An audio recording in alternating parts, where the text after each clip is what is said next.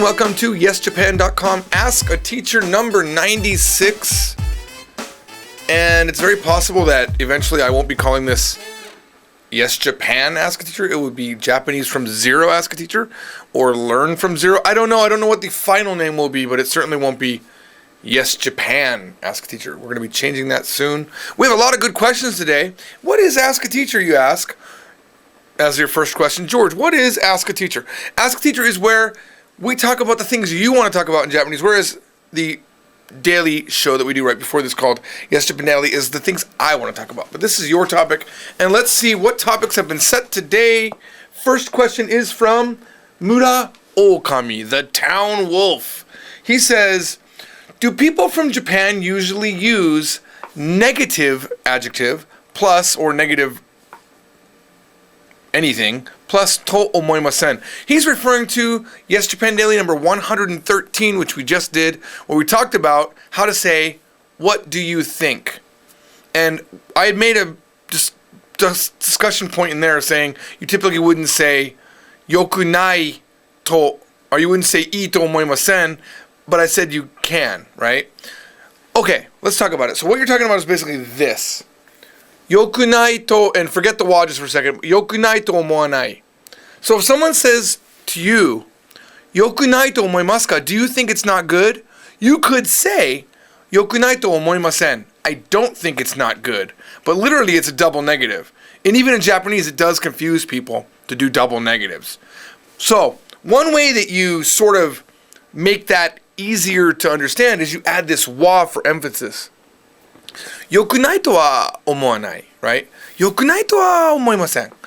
I don't think that it's not good, and you sort of give it a little bit of stress, and that'll help. So yeah, can you do double negatives in Japanese? Absolutely. You can say negative to a negative, absolutely no problem.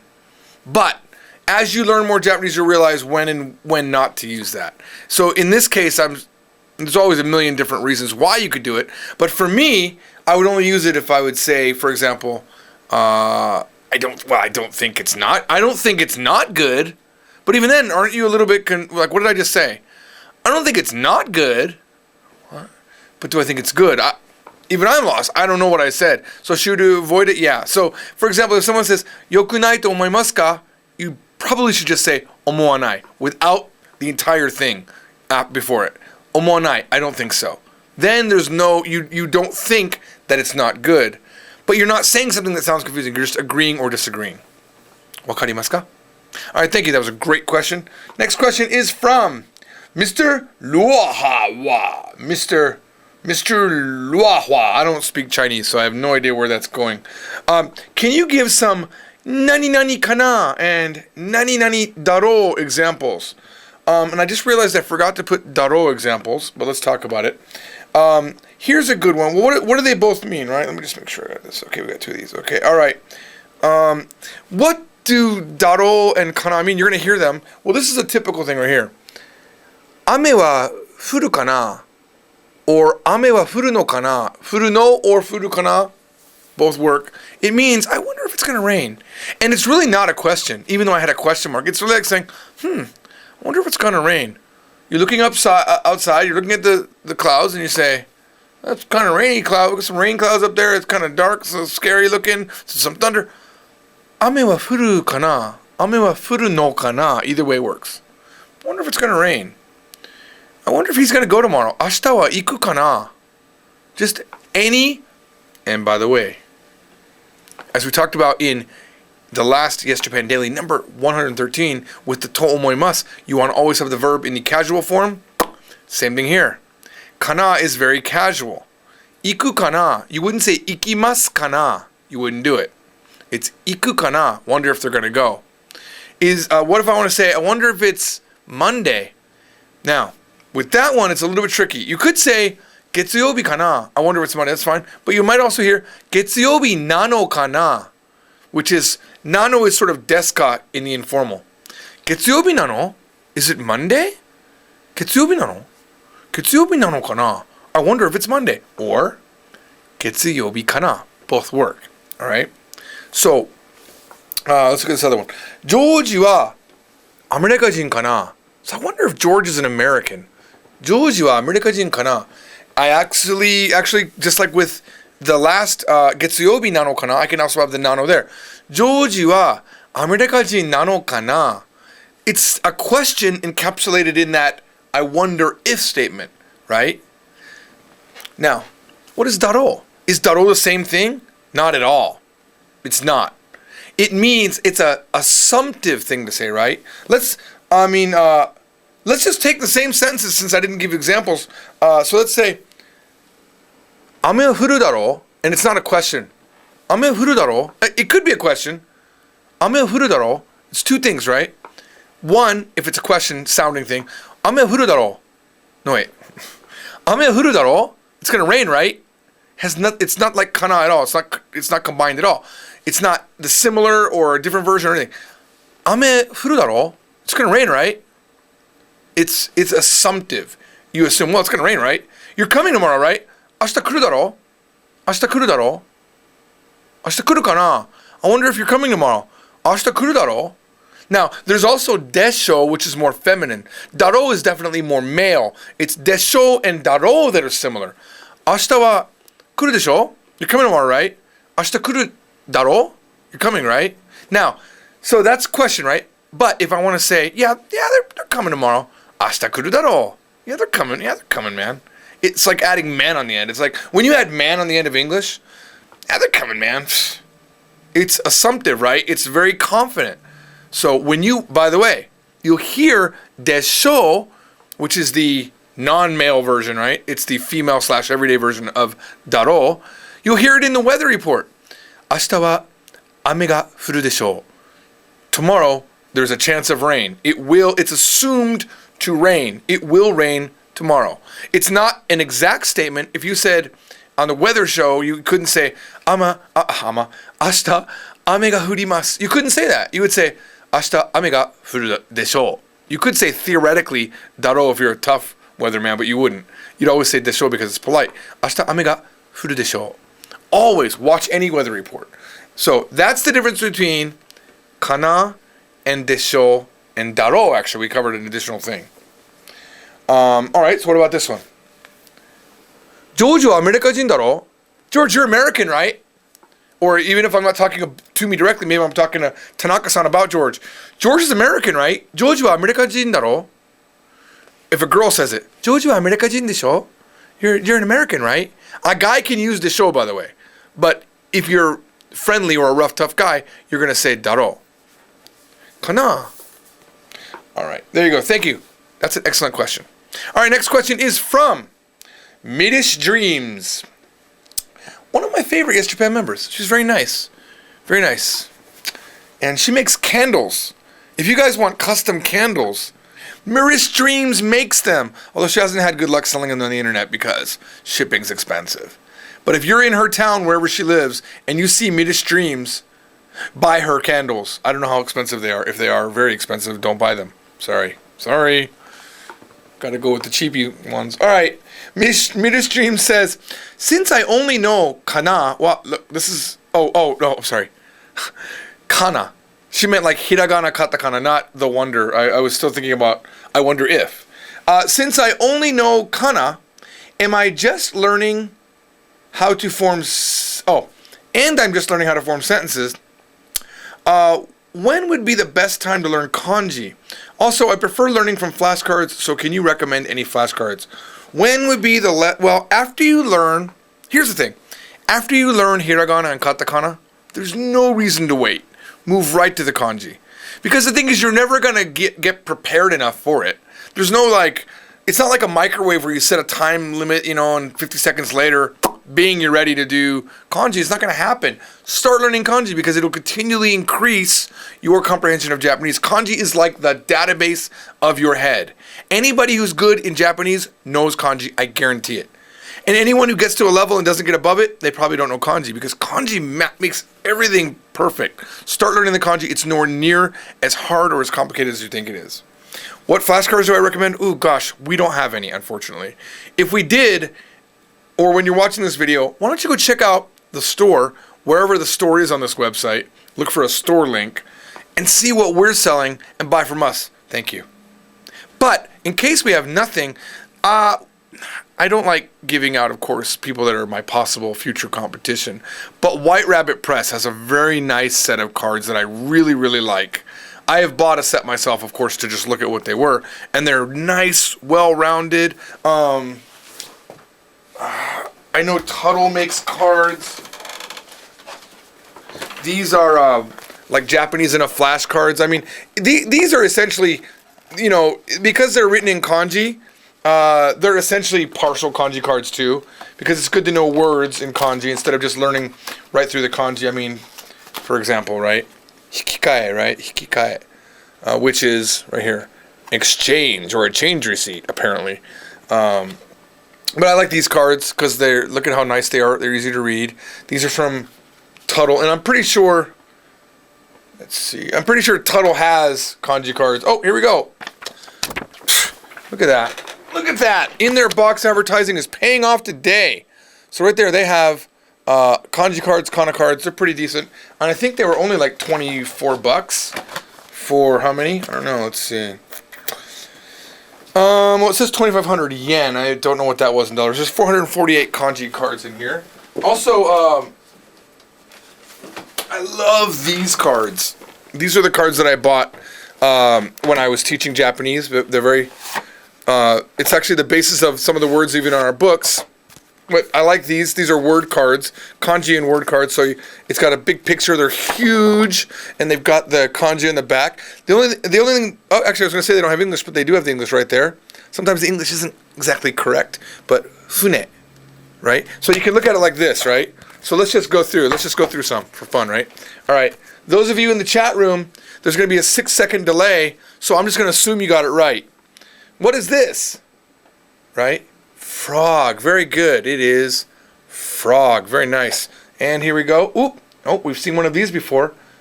Very good. Lion. Lion. There's one right in the back of me right here. Lion. His name is Max. All right. Ooh, that's a tough one. Most people won't know this one, I guess. Hitsuji. And it's a sheep.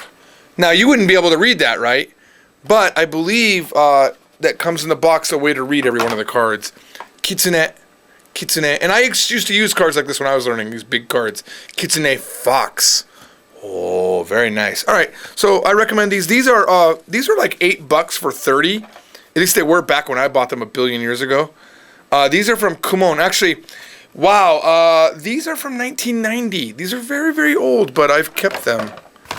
I love these cards. They also have a bunch of different series. So this series right here, I love this one. It's hantai kotoba. It's reverse words, right? So we'll have like cold on one side, and you have to know what the opposite is, right? Check it out. So hiroi. What's the opposite of hiroi? Correct. Someone who said it maybe in the chat room. It's semai. Semai, narrow. So large is actually hiroi. See, that's where the English is sort of wrong. Hiroi does not mean large, it means wide or spacious. And semai does not mean small, it means narrow. So this is sort of a problem, or not spacious, right? All right, here's a good one. Boom. Atsui. Opposite of atsui, obviously. Samui. All right, we're going to do one more. Omoi. Oh, what's the opposite of omoi? Karui. Heavy. Light. These cards are awesome. I highly recommend them. Eventually I'll have to sell these in our store now that I've started talking about them, huh?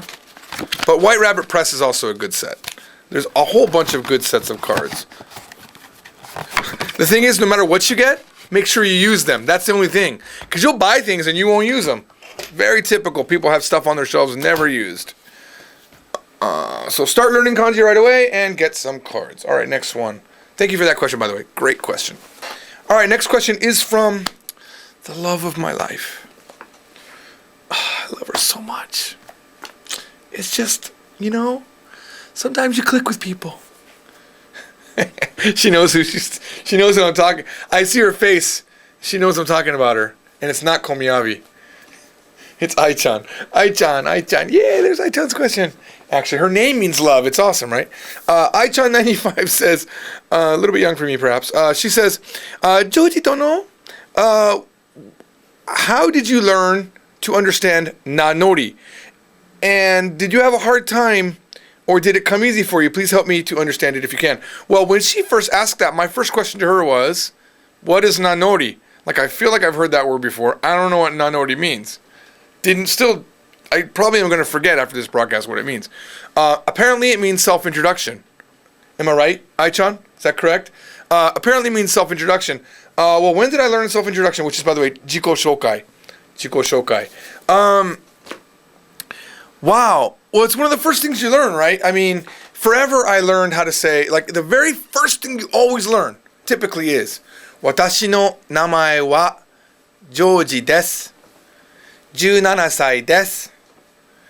Misawashi ni sundeimasu, which is where I lived. I lived in Misawa City. So you learn that, right? And as a student in Japan, I was in a club called the Discover Japan Club. And we would go all over Japan. Eventually I became the president of the club. I ran on the slogan, George, the nose knows. Because I have a big nose. And I was teased sometimes for that. And the way that you prevent people from teasing you is you make fun of the thing that they tease you for. You take it away from them. For example, I used to have these big rubber boots, these like galosh-like boots that they were typical Japanese, and people started to make fun of me until I was like, hey, you like my boots? Awesome, right? You can't make fun of someone who's oblivious to the thing that you're making fun of. So the nose knows was my campaign, and I won, and I became the president of the Discover Japan Club. But that club helped me because we would go to schools in Japan as a big American group of people from the military airbase that I was living on. And everyone does the watashi no namae wa blah blah blah, right? Des. Until one kid, I saw it. He was like the last of 10 in a row. He was like this. Tanaka to moshimasu. Yoroshiku onegai shimasu. And I was like, what did he just do? That was awesome. I'm going to copy that. I don't know what he said, but that was awesome. So when my turn came up, I was like, Joji to moshimasu. Yoroshiku onegai shimasu. And I got the biggest reaction from I believe they were 7th graders or 8th graders, whatever, 9th graders, whatever I was at the time, right? They were like, whoa, suge! They were impressed because I didn't say watashi no namae wa, because even Japanese people don't do that. The only reason they do it is if they're standing in front of foreigners who don't know Japanese. It's the equivalent of saying, hello, my name is Jeff. You don't do that in America. You say, hi, I'm Jeff. And that's what that guy did. Tomoshimasu means I am called, literally. I am called whatever. So, the question was, when did I learn it? Over time, I modified it as I go. That's it, you know. At first, I was always watashi no namae. It's not that complicated to introduce yourself, right? Now, I wanted to say one more thing. Because first, when I looked at nanori, I thought it meant writing someone's name. Like, when did you learn how to read people's names? I don't know why I thought that was the way it was written. And then I wanted to give an answer to that, right? Because some people study interesting things, right? Like they study classical Japanese literature, right? Or they study ancient Japanese sayings. Or they study Ainu-go, which is the language of the Ainu native Indian-like people up in Hokkaido. And my answer to, like, when did you study something like that would be never. I don't study things that I don't find useful. There are things that you can get trapped into studying that do not help you go forward. Like, you could know every Pokemon ever, and it wouldn't help you in Japan. Unless everyone you hang out with is Pokemon crazy. Imagine it doesn't help you in America. Like, it's not going to help you get a job, right? I'm very practical. Like, when I learn a language, I just want to learn the key base things. And then from there, like, I can learn, like, all of the girls' names in whatever group, or I can learn all of their songs, but I'm not going to, unless I'm totally passionate into it, I'm not going to learn it. And I'm not going to specifically go out of my way to learn Edo period Japanese, because why? I'm never going to go to Edo period. Unless I'm going to be reading that literature, I'm not going to learn that stuff. Because you can't, unless you're going to be funny, right? Like, I know how to say something. Like I know up in the north, there's a different, I don't know if they use it all over Japan, but there's an old way to say toilet was habakari. And it was always funny when I said it, so I would use it. For a joke, I might learn it. Anyway, your question was much more simpler than that. But I would say in the beginning, don't get hung up on any weird stuff. Move on. Get through the normal stuff, then go crazy. All right? All right, I think we had some more questions. Thank you for that one, Aichan. That was a really good question. All right, next question is from Twams. 2MS or Twams. I'm not sure how to read that. Are kedo and demo interchangeable? The reason I ask is because in your Yes Japan Daily number 113, in your last example, I thought you would have said, ikanai to. Actually, it was, your example's wrong. It was, ikenai to omoimashita.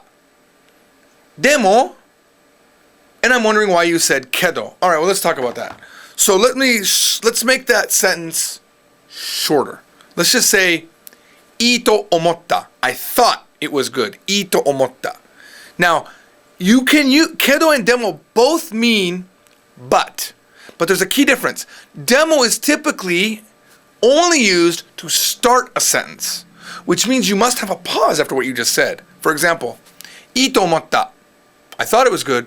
Demo, but, and kedo is a sentence connector. Ito omotta kedo. I thought it was good, but, right? That's how that works. That's it. I mean, it's really simple, right? Kedo is a connector, and demo is a sentence starter. Does that mean you can't do it? Ito omotta demo. You can't. That sounds weird. Ito omotta kedo is natural. Ito omotta demo, but. Now, does that mean that you can't start a sentence with kedo? Theoretically, yeah, but Japanese people do it all the time. They say, kedo, however.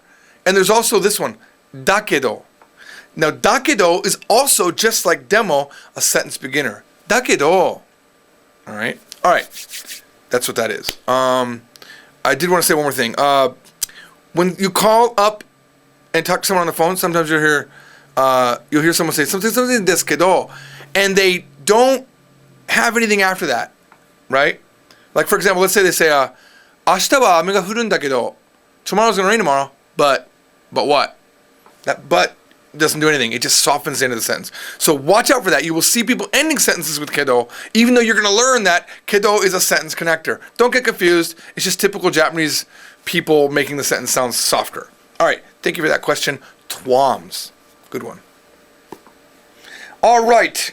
NJME, I believe this is the final question. He says, is there any difference between tachi and ra, nuance-wise, or something else? Yes, there is. Let's look at what you're talking about. Let's first of all talk about what tachi and ra do. Tachi and ra make things plural. What? There's plurals in Japanese? But in book one in the first lesson, it says that there's no plurals. It says that mimi means ear and ears. You are right. There are no plurals in Japanese, except for these cases. It's optional, all right? And sometimes it's not optional, but typically any noun can mean one or multiple. For example, sunglass is always banana. It's one banana or a billion bananas, right? Now, tachi. Tachi means like group of things. Joji tachi. This is a typical thing. You add tachi to someone's name. Let's say that we've got a group of people here and a group of people here. And I said, okay, you three go with George. You three go with Jeff. Well, now this group over here is now referred to as Joji tachi. And this group is Jeff tachi. I can do that. Jeff tachi wa, the Jeffs go over here, and the Joji tachi and the Georges go over there. Literally, I've named that group George or Jeff. Okay? You can also say anata tachi, you guys. Watashi tachi, us. Right? It's watashi tachi, literally my group. Watashi tachi, anata tachi, your group. Right? There's also this, omae tachi, which is rude to start. Omae is rude for you. Omae tachi, right? But it's not as rude as omaera. Now, omaera is like saying you fuckers, you fuckers. It's like that bad. It's really bad. Omae tachi's bad. It's like you guys, bad. Omaera. Huh? Omaera. It's bad, right? Now, you can add, you'll hear ra in other words to make them plural. It's typically not a good thing. But could I say Jojira? No. Could I say Jeffura? No. It's Jojitachi. Could you say Anatara? Yep. Kimira? I think so. Watashtachira? Watashira? No, you don't say watashira because you're not going to be rude to yourself. So that's remember, there are no dumb questions, just my dumb answers. That's my dumb, best educated guess answer for what ra does. I'm sure someone will come up and say, oh, no, typically ra can, and they'll go to Wikipedia and there'll be a 19-page entry on ra, because I want to point out a lot of times on YouTube and Yes Japan, you guys are smarter than me and you have time to think and you actually come up with better answers. So if you do have a better answer or you want to add something, I always encourage you, go to the forum post for this show. If this is on YouTube, please post in the comments. Help people that are watching. If I've made a mistake or if you have a clarification, help them post your follow-up. Thank you for watching. If you'd like to find out what we're doing on Yes Japan, you can certainly follow us on Twitter, like us on Facebook, or subscribe to our YouTube channel, or iTunes to get these shows delivered direct to your mobile device. And if you'd like to upload a question to me, if you're not able to attend our live stream, all you have to do is go to yesjapan.com/upload and send your question to me, and I will eventually answer it. Bye. I'll see you all on the next Ask a Teacher. Bye-bye.